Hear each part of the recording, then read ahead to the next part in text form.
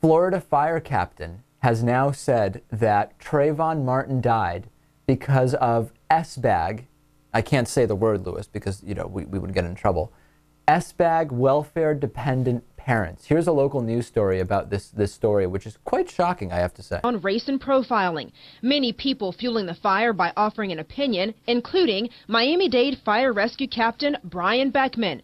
The fire captain feeling the heat after posting a rant on Facebook about the case, and that rant reads in part, "I and my co-workers could rewrite the book on whether our urban youths are victims of racist profiling or products of their failed, expletive, ignorant, pathetic, welfare-dependent excuses for parents."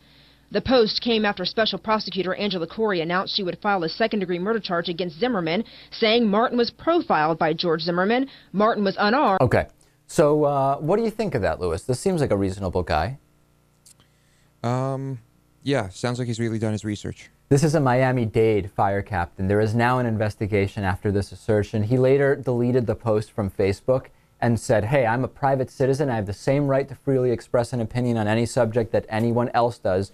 I tend to disagree, Lewis. And South Florida journalist Bob Norman also seems to agree, saying you're in a high-ranking position in a taxpayer-financed fire department that serves all people in life and death situations, including those people in the inner city that you apparently despise. He has proven himself unfit for public service. Do you think going public with a comment like that makes him unfit for public service when he is in a job that receives taxpayer funding and needs to be helping people regardless of race? And this guy really seems to have a problem with so-called welfare parents and black people. By the way, neither of Trayvon Martin's parents on welfare, both work, both have jobs. I certainly would not want him serving as a fire captain in any way in the fire department where I lived. This is actually a great thing about social media, I think. Social media has opened up the door to see how ignorant some people really are. Before social media, people kept quiet at work.